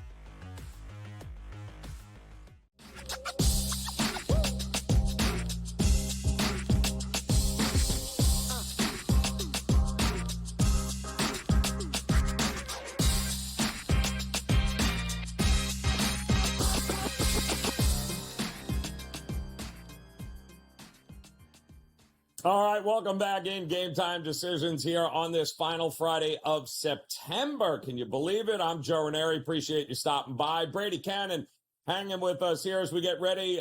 Brady, we started week 4 in the NFL season last night with a disgusting game, but a win is a win for the Cowboys as they got it done. The Giants in epic fashion score nothing but field goals when they probably should have blown that game out of the water, but did not happen. Cowboys get the win. Giants fall to 1-3. Interesting slate this week starting off. And let's head to everyone's favorite now, apparently the Carolina Panthers with the Cincinnati Bengals here. I'm seriously considering the Bengals in the survivor pool here this week, even though they are single-handedly responsible for everybody's entry being knocked out here in the first 3 weeks. But what do we think here? Is this really a rejuvenated Carolina team? Do they come back down to reality? What do we think we're going to get laying, 4.5 in this one? Yes, I do believe that the Carolina Panthers will come back down to earth here. The fact is they're not a very good team. They rallied the troops with the change at quarterback last week. I love that spot for Carolina, taking on a bad team in the Las Vegas Raiders. And the Raiders basically quit once, Carolina punched them in the mouth for the first half, first 3 quarters, and the Raiders knew they were done. And Andy Dalton and company really put a whooping on them. And we saw Chuba Hubbard have a great day. I think you're probably going to see a lot of him again in this matchup because Adam Thielen is injured. I think he might be out for the season possibly. And Deontay Johnson, the other target, is listed as questionable with a groin. And a groin is tough. That it's not easy to come back from that as a wide receiver. So Andy Dalton may be very limited as far as his weapons. Now, there are key injuries on the defensive side of the ball for the Cincinnati Bengals as well. Carolina could have some success running the ball, but I have to believe that Lou Anarumo had to put a great emphasis on defense this week in practice because that team was, somewhat embarrassed on Monday night, especially that defense. And we know when professional athletes get embarrassed, that's the best time to back them is that very next week. I don't have a problem with the Bengals offense. They were very good against the Commanders on Monday night. But I think overall they were pretty embarrassed. They're embarrassed to be 0-3 as a team, and now you have a perfect candidate to get right here in the Carolina Panthers. And you know this, Joe, our friend Ralph Michaels at Wager Talk put out a great stat last week going into week 3. Winless teams that are playing on the road coming off of a home game, and this is a pretty decent sample size, about 130 games or so, 65% against the spread. Well, the Bengals are certainly in that situation. Last week, you had 4 teams in that situation, and 3 of them covered. Denver, the Baltimore Ravens, and then also the Carolina Panthers. Well, now we're going to turn the tables on the Carolina Panthers. Cincinnati comes into that same situation, and in the 4th game of the year, it's actually 78% of the time that team covers the number. So I think it's a perfect situation for the Bengals to right the ship here and get a win, get one in the win column. Yeah, I've already bet the Bengals, and I took them in the contest as well. Yeah, I mean, listen, we know 2% of teams in the Super Bowl era that start 0-3 have made the playoffs. So your chances are slim to none. But if there's a team this year with the Bengals, keep in mind, right, we have an extra game as well as an extra playoff spot, and they haven't played anybody in their division yet. I still think Cincinnati is very much alive, and if they win this week, any sort of future play on the Bengals, Brady, you might want to grab them before this game here because I don't know the number will get any better here. I have a lot of faith in that Bengals offense moving forward here. Speaking of faith, you got to have faith. I did last week with the Jets in the survivor pool, and I got even more faith with them this week against Denver in a terrible spot for Denver, asking this kid to come here on the road. On a well-rested Jets team, this feels like a blowout waiting to happen. What do you think with the Jets? Well, I hope it is because I bet the Jets as well. And I typically don't land on a lot of favorites. Now, I made this number 5. And so that would indicate, that I should be playing the Denver Broncos here. But when I start to dive into this further, when I see a discrepancy in my number versus what the posted number is, that's when I really want to take a look. And if you look at this situation, you mentioned the extra rest. I think that's a big deal. But the Denver Broncos basically have nobody at linebacker. They have injuries to their two best guys. Josie Jewell is no longer there. I think that linebacking core is going to be a point of interest for this Jets offense, where they will rely on Breece Hall all day long. I think it's going to be a big day for Breece Hall. We all know Patrick Surtain is going to try and shadow Garrett Wilson. No problem. I think it's going to be a big day for the running game, which will eventually open up the passing game for the Jets. And here's another one. This was probably my best angle in this game. Obviously, you have Denver, due for a letdown coming off of that huge win last week. But they are one of the worst teams. They are tied for the 5th worst team in football in yards per play on offense. And on the other side of the ball, you have the New York Jets as one of the best defenses, allowing 17 points or fewer to their opponent in the first 3 weeks of the season. The first 2, 3, 4 weeks of the season, you take that defense that is doing that against that offense that ain't doing that, and I think that's a great situation for a shutdown defense against an anemic offense. This could be very one-sided here on Sunday in New York. I agree. And, of course, Monday night, Lions traveling to take on the Seahawks here. How do you like this one? I think the Seahawks are a decent team, but Joe, they've beaten arguably the 3 worst teams in football. The Miami Dolphins with Skylar Thompson at quarterback, the New England Patriots, and the Denver Broncos. And they weren't even able to hardly put Miami away. That game was 17-3 for what seemed like forever. They're stepping up in class this week. Now, the Lions have injuries. Frank Ragnow, their center, Brian Branch possible. Seattle has injuries too. I think Detroit finds a way. This is a whole new different animal for the Seattle Seahawks. Yeah, Detroit home in this one. I don't think they can protect Geno Smith from that pass rush. Brady, a pleasure, man. Enjoy the weekend. Game Time Decisions will be back after this.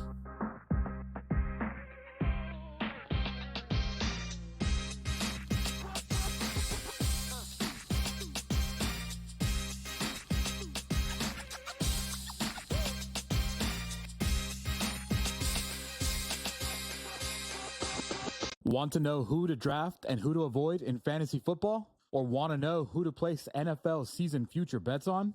Get an insider edge from the former NFL team doctors at Sports Injury Central. The 2024 NFL preseason injury guide is the only in-depth injury report analyzing all 32 teams and over 150 players. So go to sixscore.com to get the most accurate NFL preseason injury report. That's sixscore.com. Right here with you on Pro Football Today on SportsGrid. Odds in motion, trying to see what lines have moved throughout the week. Never felt more comfortable in this set than I do for this year. I am ready. I'm just getting angry. The hot takes are going to be here all long, people. What in the world is going on in Miami, guys? It's not particularly anything to shy away from just because many people are on top of it. Hot take, hot take. I think this line is asking you once again to take the Orleans. Pro Football Today, only on SportsGrid. Anyone that's been to a sporting event, the atmosphere before a game, I think Game Time Decisions has that same exact atmosphere. This is our arena. This is what we do. There is going to be an energy to Game Time Decisions that you will feel night in and night out. The excitement you get when you lock your bets in, when you're figuring out what you want to do, we can zone in on the biggest games each night. I want this to be the place that people come to before the games start so they feel as ready as possible to lock in their cards. We are going to hit every single one of those markets that you need to know about. We're going to go through every single thing, and I've got a great team behind me that's going to help me get the job done. There is not going to be a better place, I promise you, than Game Time Decisions to get that new information, react to it, and be able to then bet accordingly. We will have everything at our disposal, and we will use that to our advantage. I'm Kevin Walsh. Tune into Game Time Decisions from 6 to 8 p.m. Eastern.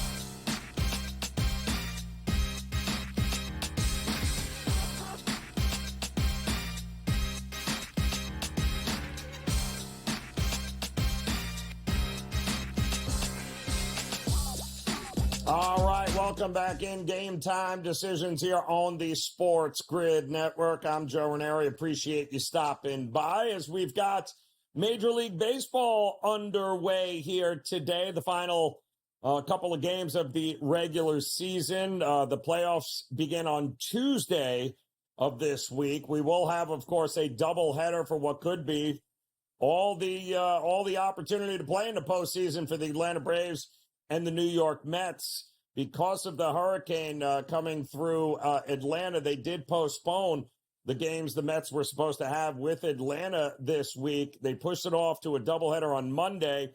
Atlanta tonight taking on the Kansas City Royals. To say it's important that both the Mets and the Braves continue to win games in this spot would be an understatement here, as the Mets are in Milwaukee tonight taking on a Brewers team that really has nothing to play for here. Montas going for Milwaukee, Manaea going for the Mets here tonight at a really decent price too, minus 115, minus 110. I did take the Mets to win, as it is in their best interest to win the games they're supposed to win, and they should have no problem beating the Brewers, who used Devin Williams last night and a couple of other of their leverage guys. I don't see the Brewers taxing this bullpen or taking any chances under any circumstances at this point.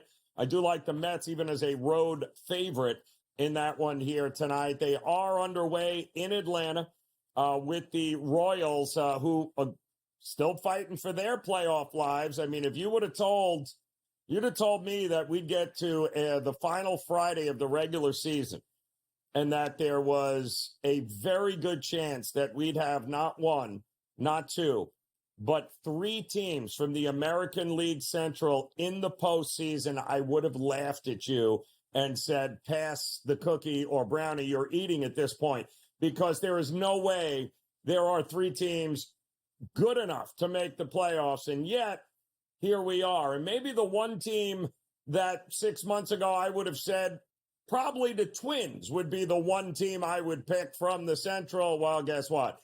Yeah, the Twins can't seem to buy a win anymore, as the Marlins played spoiler over the last couple of games against them. And now they are going to have to hope that the Royals lose to Atlanta and that Detroit loses to the White Sox here in order to maintain any hope of getting to the postseason. Because right now, that magic number is 1.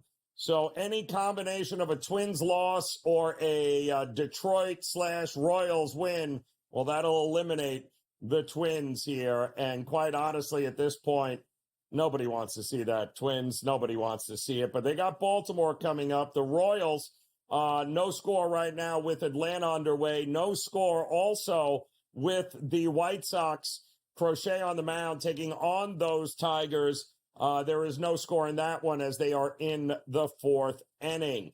The Phillies have decided they wanted nothing to do with actually winning a game tonight or taking that top seed into the postseason, because they've already given up 6 runs in the bottom of the 2nd inning. Ranger Suarez is a hot mess right now. The Nats are up 6-0 in the bottom of the 2nd inning. Keeping in mind, they're only up a game on the Dodgers for that number 1 overall seed in the playoffs, which will guarantee home field advantage no matter who you are playing in the postseason. So, interesting turn of events there. Dodgers, of course, in Colorado tonight. I can't imagine a whole lot of Dodgers right now that will be not hungover as they are taking on Colorado in Colorado. Cal Quantrill going for the Rockies. He, of course, has been one of their better pitchers this year, and that is saying something. But the Rockies might not be a bad look here tonight at all. So plenty of Major League Baseball still on tap over this weekend, heading into the postseason, of course, heading into October. But we are getting ready for some college football here tonight, as we are just moments away from the University of Miami getting ready to take the field against ACC rival Virginia Tech, who many people had preseason winning the ACC, being a dark horse there as they had over 21 returning players, scholarship players from a year ago. Many start almost the entire offense, starters back. Will it matter? Number 7, Miami doesn't think so. That game getting underway. We'll have more on it as Game Time Decisions continues.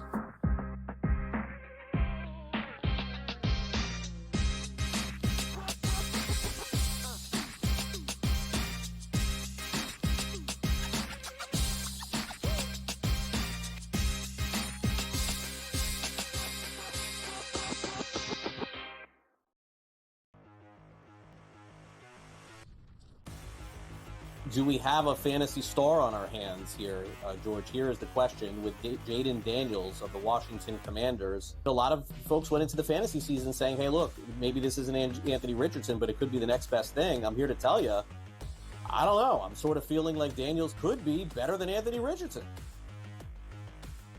I don't know if I'm going to go there yet, all right, but I think he's in the conversation, yeah. What did we hear at draft time? A lot of people wanted a quarterback who can move. Right? You don't want the guy who's going to take 5-7 steps to throw the football anymore because you want that additional rushing yards.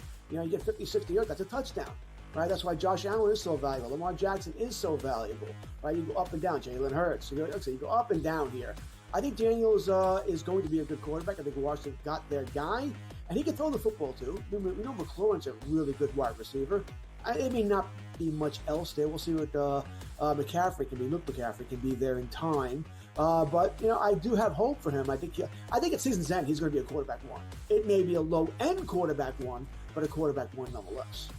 Yeah, I was really impressed watching him in that game. All right, now Anthony Richardson, look, he's going to have a big year. He's going to have a big fantasy year. There's no question about it. I don't know about the long-term viability here. And look, give him credit. He hung in there with the Houston Texans. My fear for him, George, is that when you go back and you watch film, if you protect the deep ball against Richardson, he can hurt you with his legs. And that may be where all of his fantasy value is coming from. I cannot see him throwing 2 70-yard bombs like he did again. That should come in time, right? Practice time, I think he will get better here. I think Richardson's going to be fine. Does need to learn how to avoid hits. All right. Once again, that hit. Remember that hit from Tua last night? He initiated it. Slide. The rules are made for you not to get hit. Take advantage of them.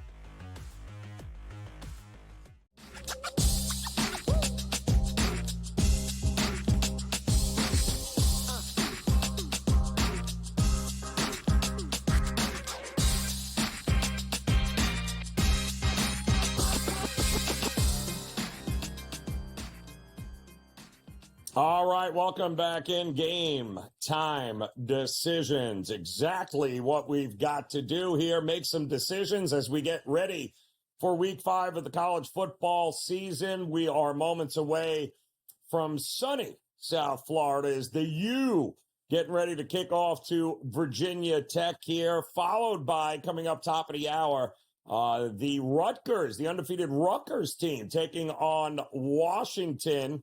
That's your 8 o'clock Eastern time game tonight, as we have seen an awful lot of Washington money come in here today, driving this line down to +1, +1.5. Also, the under getting a little bit of love in the marketplace. And listen, I mean, it's been a great start, and I get the love for this Rutgers team this season here. I've always been a big Greg Schiano fan. I love how he's got this team rolling here. They continue to get better and better each year under Greg Schiano, but I just don't think the market appreciates this Washington team and their head coach, Jed Fish. We're talking about a Washington team that was in the national championship just a year ago, and I do think that the perception is Kalen DeBoer leaves, the roster gets turned over, and that's that. You know, we'll talk to you later, Washington, but that is far from what we have here. I do think Washington is a very, very underrated commodity in college football this year. And listen, you don't leave the job in Arizona, where Jed Fish has done an amazing, turned around an Arizona Wildcats football program that was on life support. And then he comes in, and we've got one of the most prolific offenses in the country, and all of a sudden nobody's laughing at Arizona anymore. He left that job to come to Washington.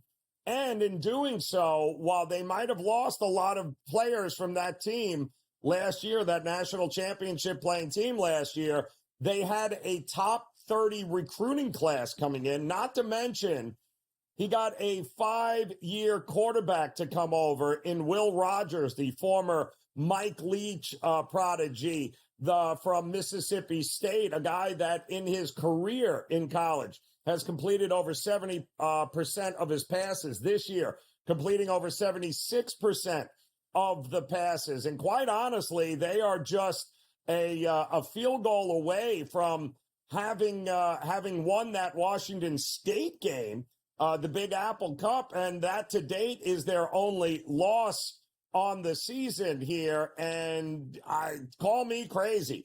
I think Washington comes into this one better prepared, and I think Rutgers is getting a little bit too much love because they beat Akron and Howard.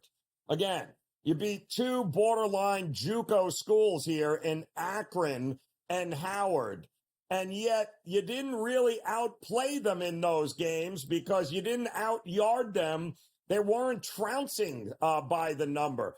Virginia Tech, the only real reason they won the Virginia Tech game last week is because they were +2 in the turnover department there. But again, a 3-point win on the road in Blacksburg is a nice win, but it does not shock me that the money is coming in on a Washington team who defensively, by the way, only given up on an average of 10 points per game this season. The defense is playing out of their mind.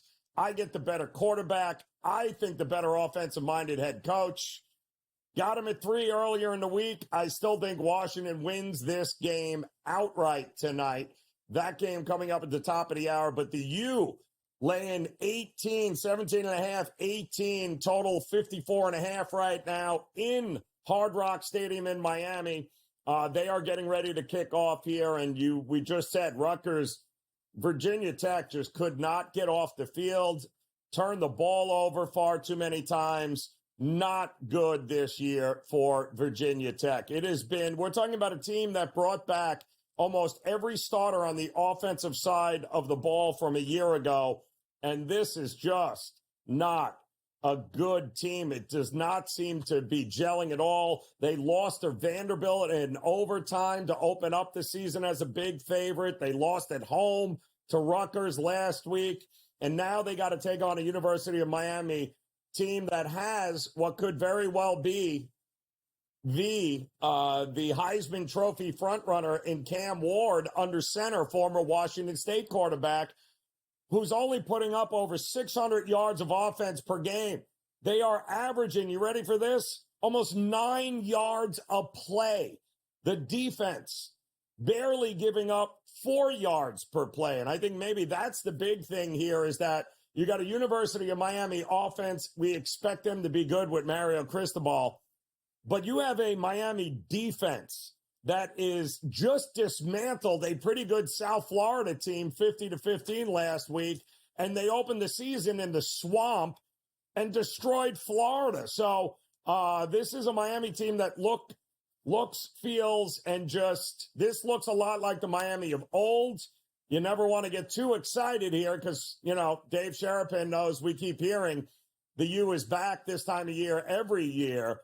But, I mean, Dave, call me crazy. This just looks and feels like a different Miami team here. And if you keep putting up 600 yards of offense a game, it's really not going to matter what Mario Cristobal does, will it? No, sir. Great to see you, Joe. Wore some old Pleasure. Miami stuff for you. I ain't got no hurricane stuff because last time I had it, I was a different size. It's been a while since they've been good. And you know what I'm saying? About it. I got to get some new stuff. But I like what I see. And yes, it's a good time to be good in the ACC. And yes, it is. Like when you see this number, I saw it early in the week and I went, wow, this is still Virginia Tech, is it not? So yes. I think odds makers have caught up. This is kind of inflated, and then they laid it. So I don't know. I mean, we'll watch it tonight. I wouldn't take it. I would only lay it, but you might be able to wait a little bit and let it come down in game and not have to lay that initial number now that the game's kicked off. I don't know, Joe. Between them, there's a couple other teams like this weekend to look at games that are teams in spots that they haven't been in a while. So it's fun. Last weekend of baseball. Are you looking at anything baseball wise? Anything?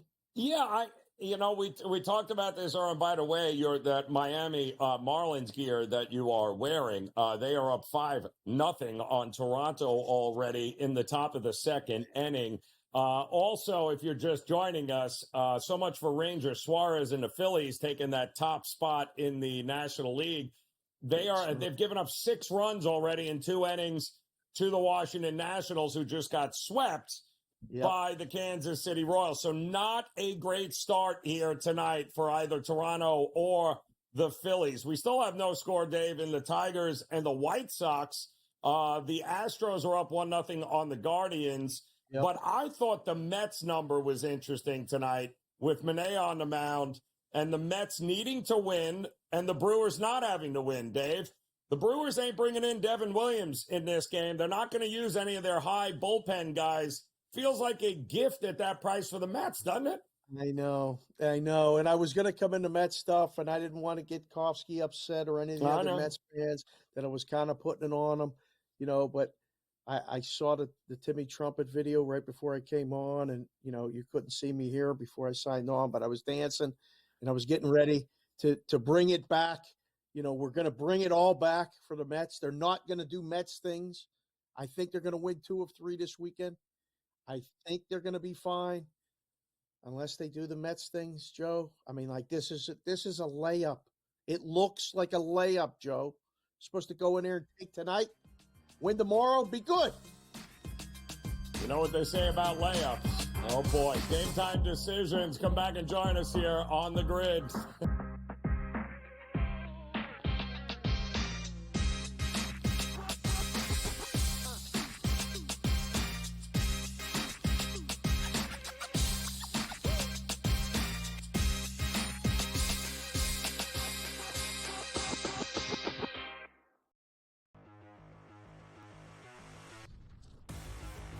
Do we have a fantasy star on our hands here, George? Here is the question with Jaden Daniels of the Washington Commanders. A lot of folks went into the fantasy season saying, hey, look, maybe this isn't Anthony Richardson, but it could be the next best thing. I'm here to tell you, I don't know. I'm sort of feeling like Daniels could be better than Anthony Richardson.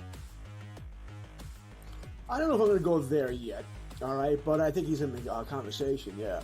What did we hear at draft time? A lot of people wanted a quarterback who could move. Right? You don't want the guy who's going to take 5-7 steps to throw the football anymore because you want that additional rushing yards. You get 50, 60 yards, that's a touchdown. Right? That's why Josh Allen is so valuable. Lamar Jackson is so valuable. Right? You go up and down. Jalen Hurts. You go up and down here. I think Daniels is going to be a good quarterback. I think Washington got their guy, and he can throw the football too. We know McLaurin's a really good wide receiver. It may not be much else there. We'll see what McCaffrey can be. Luke McCaffrey can be there in time. But I do have hope for him. I think at season's end he's going to be a quarterback 1. It may be a low-end quarterback 1, but a quarterback 1 nonetheless.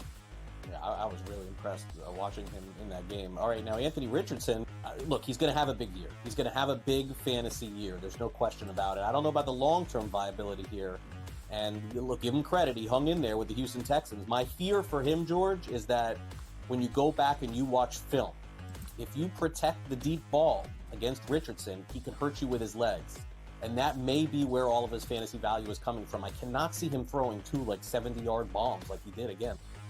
That should come in time, right? Practice time, I think he will get better here. I think Richardson's going to be fine. Does need to learn how to avoid hits. All right. Once again, remember that hit from Tua last night? He initiated it. Slide. The rules are made for you not to get hit. Take advantage of them.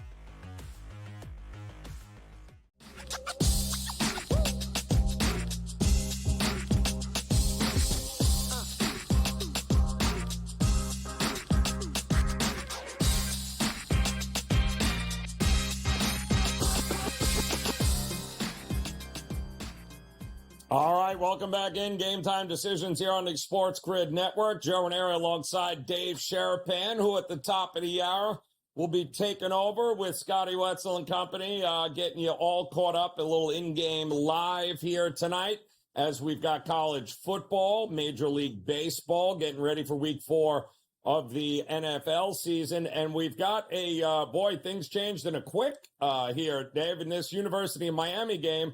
As we watched Miami take the opening kick, ran a couple of plays. Cam Ward, who is now the front runner for the Heisman winner, a quarterback from Miami, fumbled the ball trying to do, it looked like Will Levis. I don't know what he was doing, but he basically tried to throw it, but didn't throw it. He fumbled it as he was getting sacked.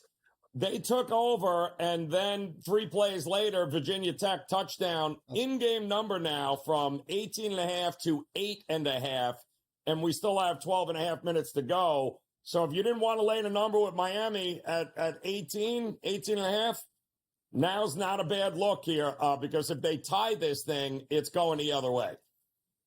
It's so funny because I wouldn't make it below 10.5. If I was doing a game, if we're booking a game, I'd be like, all right, look, you're going to give them a 10-point discount.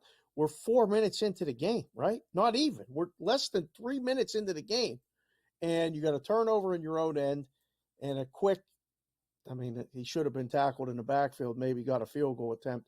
Instead, the quarterback for Virginia Tech avoids the sack, and no one is covering the tight end. So 7-0 and a bargain basement price, 8.5 totals up to 61.5. So the question about the total was going to be, let me see, it closed 55.5, whether Virginia Tech was going to be able to score. So you already got a 7-point head start. So correct. You get an inflated number, 6 points higher than the close. If you like the under before, you have to like it now. I think if you like Miami before, laying less than 10 in this game is probably not a bad move. But I don't know, Joe. Agree. Like, do you buy the letdown factor for a team like Miami? Are they good enough to have a letdown in this spot? Like, they're supposed to just keep winning. They weren't, expectations weren't up there, right? Like, it's different for teams that have that emotional game and then they go play somebody. And you're like, okay. Correct. I don't know. Yep. I don't see the letdown argument here. I don't know. There's not going to be a letdown. Every game they don't win is considered a letdown for the U. And I do think at home, and this is not a great start, but this is also maybe the first bit of adversity that we've seen them have. So let's see what they do here. I think the response here, Dave, is going to tell us a lot, but I don't think there's such a thing as a letdown. I mean, every game for the U and that fan base is all about not being let down. So that's when you play under that kind of expectation each and every year, I don't buy the letdown for the University of Miami because they know they're expected to win every game every year, as unrealistic as that is. That's what the expectation is. So they feel that no matter what. We do have, of course, another line movement in the game coming up at the top of the hour. It looks like that game is on its way to being almost a pick-em, as crazy as that is now. It's down to 1 in many spots. Again, Rutgers was laying 3 to start the week. Now they're only laying 1, and there might even be a pick-em price available before long. Piscataway, New Jersey, that one's coming up top of the hour. Dave Sharapan, Scotty Wetzel and company, they'll take over and get you everything you need to know. In-game live is coming up there. We also have plenty of Major League Baseball games that are going to take center stage here tonight. They'll be covering, and the Yankees underway, although the lineup looks like a double-A lineup given the fact that most everyone seems to be hungover from last night's 10-1 win over the Baltimore Orioles, in which they clinched the American League East. They are at home taking on the Pirates. Give Carlos Rodon credit, by the way. Carlos Rodon, since the All-Star break, hovering around a 2.3, 2.4 ERA, Dave. He's actually pitched pretty well here in the second half. And not that the Pirates are murderers row, but the game here, a Pirates at Yankee Stadium would certainly love to get. No score here, top of the third right now. But that lineup of the Yankees, I mean, look at who they got rolling out there here tonight. Not exactly murderer's row for your Pirates, but maybe a good spot, a good price to get the Yankees as this game moves along. Fair. I thought you might get called up, trying to get you out of any possibilities with the Hurricane. No. Try to give you that bat or two in there. Get in there and see if you can get, maybe a base hit or something. Nope. Nope. This is a silly weekend for baseball betting on games with teams that have clinched and games with teams that are out of it and not playing for anything. So I don't know. When you look at the baseball board, I mean, there's a couple games. The game tonight with I just want to make sure, confirm that San Diego and Arizona. That's the game, right? Like that's the game for me. I was looking at it going, all right, how's this thing play out? Because Arizona's ideally got to win 2 of 3. I think they win tonight against Perez, and you get them at not a discounted price, but it's a little bit low. Minus 125, 126, something like that. I like Arizona tonight, Joe. You? Well, I'm seeing, 135 right now. My question is here, Dave, because I think they hold the key to some of this. What do you think is legit going to be on the line on Monday between the Mets and Braves? Do you think that it might not mean any? I mean, could it be? Because the Royals aren't going to lay down against Atlanta here. So really, what could Monday mean if the Mets already clinch and Atlanta's already out of it? What good does it do? I think, if Arizona gets swept or loses, it puts Atlanta right in the mix to get the spot. It won't mean anything for the Mets, but will the Mets want to keep the Braves out? I don't think they're going to start anybody pitching-wise. The whole thing's a mess. It is, but that gives us an opportunity to put the crystal ball together. We'll do that. Game Time Decisions next.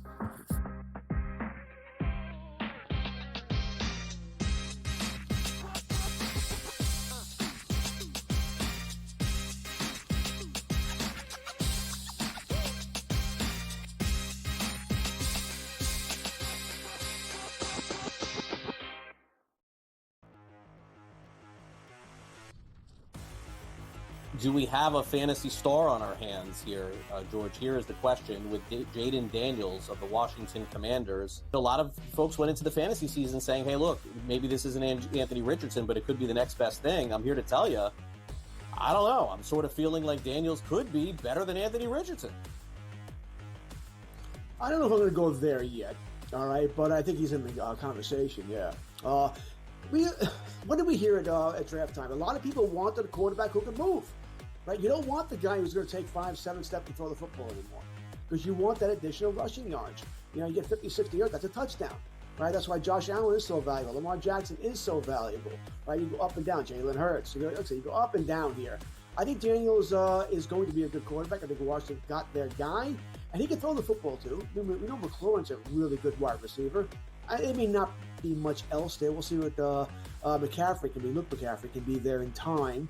But I do have hope for him. I think at season's end, he's going to be a quarterback one. It may be a low-end quarterback one, but a quarterback one nonetheless.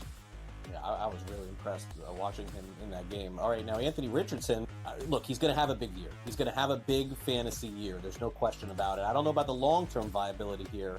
And look, give him credit. He hung in there with the Houston Texans. My fear for him, George, is that when you go back and you watch film, if you protect the deep ball against Richardson, he can hurt you with his legs. And that may be where all of his fantasy value is coming from. I cannot see him throwing 2 70-yard bombs like he did again. That should come in time, right? Practice time. I think he will get better here. I think Richardson is going to be fine. Does need to learn how to avoid hits. All right. Once again, remember that hit from Tua last night? He initiated it. Slide. The rules are made for you not to get hit. Take advantage of them.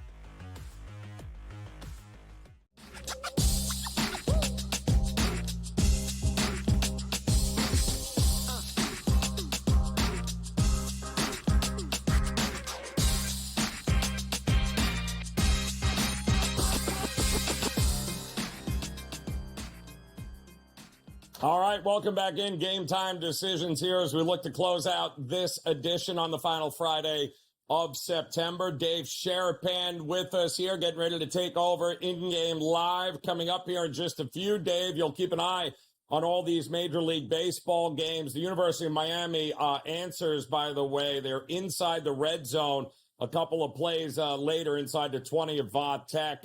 It's a touchdown now. So that game is tied, and I certainly hope you were able to get the minus 8.5 while it lasted, because it didn't last very long, Dave. Unbelievable. Came in and like a hurricane. That was just boom, boom. 3 plays down the field, touchdown. Here we go. They haven't even put up the adjusted number, but it's going to go back to at least the original number. So don't be surprised to see 17.5, maybe 18.5 totals. I mean, it's already – they're not even 5 minutes in. There's still 10:05 left in the first quarter, and he's got 2 touchdowns. So expect a high total in the 60s when it turns back on, probably about 67.5 is my guess. I agree. Just doing it in my head. Joe, big games this weekend, but there's the game. It's the biggest game of the weekend, college football-wise. Georgia and Bama. I know I can't wait to watch it. I've been going back and forth all week. I haven't decided yet who I'm going to actually bet on, if I bet it at all. This might be a complete watch and make an in-game play or two. My first thought is Alabama, but I don't think that this will be the only time these two teams play. But I'm leaning Bama. You got a side or total in this thing? First of all, the game of the weekend here, you could not be further away, is Oklahoma State, Kansas State. That's tomorrow at noon. All right. That's the game of the week. All right. So let's just get our priorities straight here, Sharapan.